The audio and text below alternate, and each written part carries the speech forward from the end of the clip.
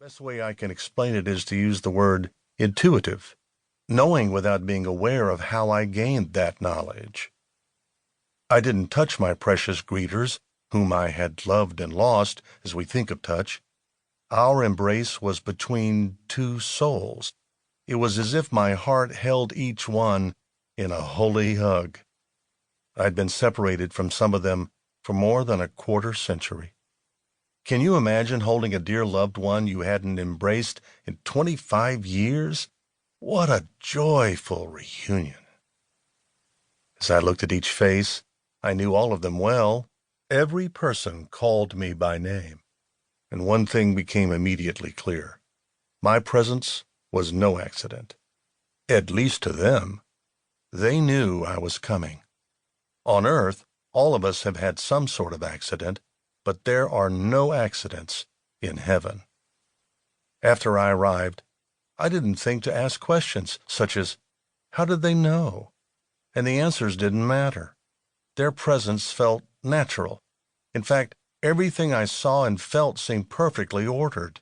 I marveled at the perfection of everything, people, sights, fragrances, and sounds. And that peaceful sense of intuitively knowing stayed with me.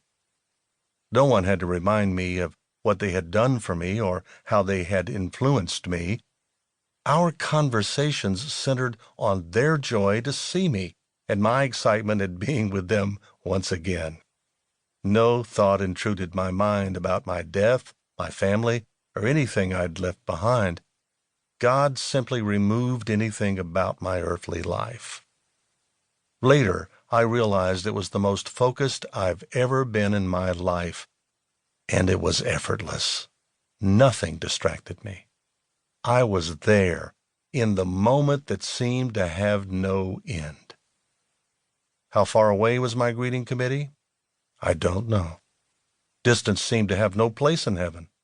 I saw them and took in the joy of their presence and felt ecstasy, a sudden, intense, and all-consuming emotion at being there.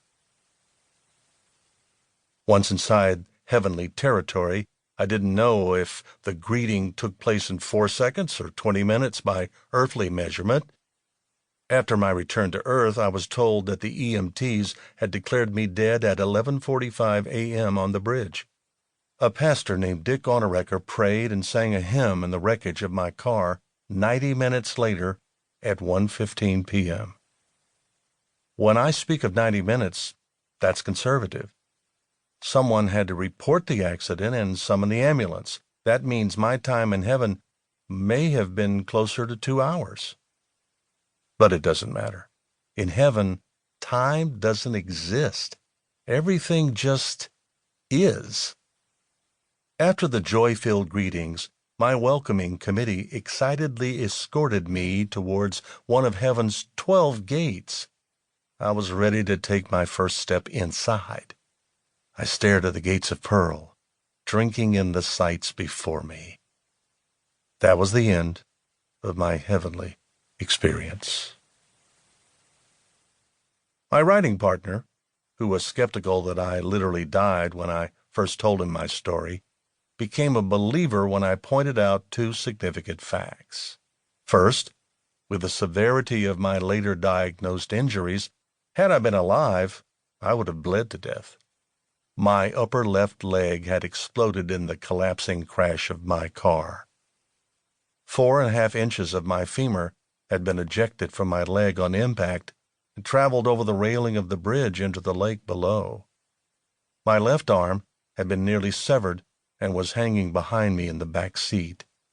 I had many other open wounds over my face, right leg, and torso.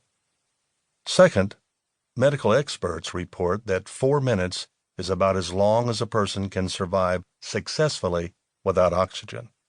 After 6, the person becomes what one person called a human vegetable. 4 EMTs had already pronounced me dead. Following Texas state law, they couldn't move my body until the coroner or a justice of the peace officially pronounced the word and completed an investigation. I won't go into details which appear in 90 Minutes in Heaven.